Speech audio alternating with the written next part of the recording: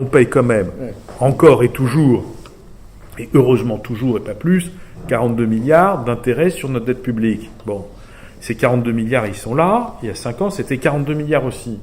Il y a 10 ans, c'était 40 milliards aussi. Et entre-temps, la dette a doublé.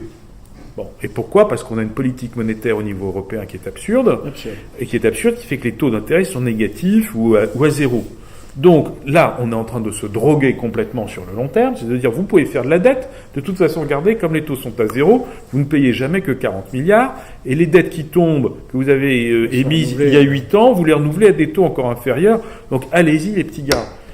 Ça non, ça c'est pas, ça s'appelle de la cavalerie, et c'est une cavalerie parce qu'une dette, c'est vrai qu'on la rembourse jamais, mais il y a un moment où les créanciers se posent des questions, et vous disent, tiens, tu pourrais peut-être me la rembourser. Voilà. Et ce moment-là, en général, il devient tragique.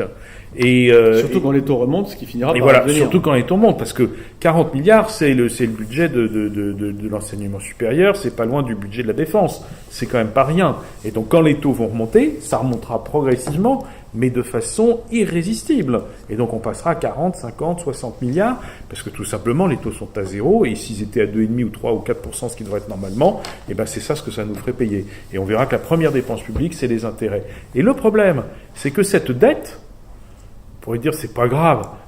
Les Français s'endettent, c'est comme les Japonais s'endettent, ils ont 200% de dette au PIB, et où est le problème ? Le problème, c'est que la dette française, elle n'est pas détenue par les Français. Elle est détenue à 60% par des étrangers. Donc déjà, 6 x 4, 24, on a 25 milliards qui sortent à l'extérieur tous les ans.